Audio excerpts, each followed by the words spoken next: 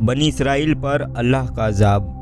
اور امت مسلمہ کے لیے عبرت۔ آج فلسطین اور اسرائیل کے درمیان جو حالات ہے، جس حالات سے امت مسلمہ آج گزر رہی ہے،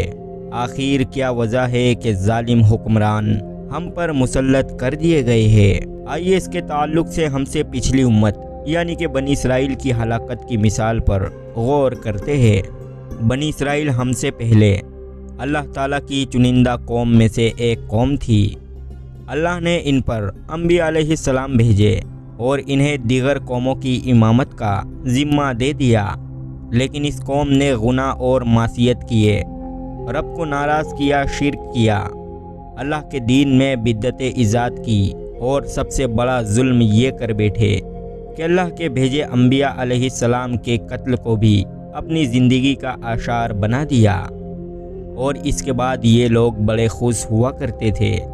پھر اللہ تعالیٰ کا عذاب ان پر یقینی ہوا، جس کے تعلق سے اللہ نے قرآن میں فرمایا، جس کا ترجمہ یہ ہے، اور جب پہلے وعدے کا وقت پورا ہو گیا تو ہم نے ایسے لڑاکو بندے تم پر حاوی کر دیے جو بہت مضبوط تھے لڑائی میں، اور ایسے تم پر اور ایسے تم سے لڑے کہ تمہارے گھروں میں جا گھسے۔ اس آیت میں پہلے وعدے سے مراد مصفرین لکھتے ہیں کہ یہ بختنصر بادشاہ کا زمانہ تھا، جب یہودیوں کو اللہ تعالی نے دنیا کی امامت کے لیے چنا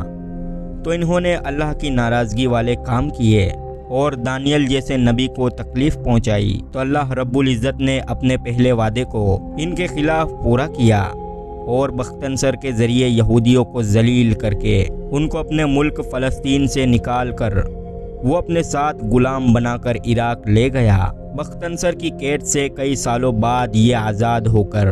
واپس آئے، لیکن اللہ کو پتا تھا کہ یہ لوگ اپنی معصیت سے باز نہیں آنے والے، تو پھر اللہ تعالیٰ نے ان پر دوسرا اپنا غضب ڈال دیا، جس کے تعلق سے اللہ تعالیٰ نے قرآن مجید میں آگے فرمایا، جس کا ترجمہ یہ ہے،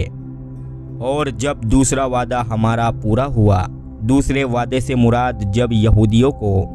اللہ تعالیٰ نے بختنصر کی قید سے آزاد دلایا، لیکن پھر بھی یہ اپنی معصیت سے باز نہ آئے اور پھر انہوں نے وہی سلوک کیا، یعنی اللہ کے ایک اور نبی عیسیٰ علیہ السلام کے قتل کا منصوبہ بنایا۔ اللہ نے ان منصوبوں میں ان کو ناکام کیا اور حضرت عیسیٰ علیہ السلام کو دنیا سے اٹھا لیا، اور آپ کے جانے کے 70 سال بعد اللہ تعالیٰ نے یونان کے بادشاہ ٹائٹس کے ہاتھوں بنی اسرائیل پر ایسا قہر ڈالا کہ انہیں کم سے کم 1100 سال کے لیے فلسطین کی سرزمین سے ہلاک کر دیا گیا۔ ٹائٹس نے بنی اسرائیل پر شدید طرح سے حملہ کیا۔ یہ قوم 1124 تک کہیں پر بھی بس نہ سکی، پوری دنیا میں 1100 سال تک بھٹکتے رہے۔ یاد رہے کہ کسی بھی ہلاک یعنی کہ نقصان ہمارے لیے خوشیوں کا سبب نہیں ہے، بلکہ ہمیں چاہیے ان کی ہلاکت سے عبرت حاصل کرے۔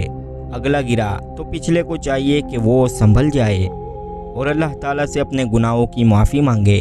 اللہ پاک ہمیں اور آپ کو نیک ہدایت عطا فرمائے۔ تو اب تمام لوگوں سے گزارش ہے کہ اس ویڈیو کو لائک کر کے آگے شیئر ضرور کرے۔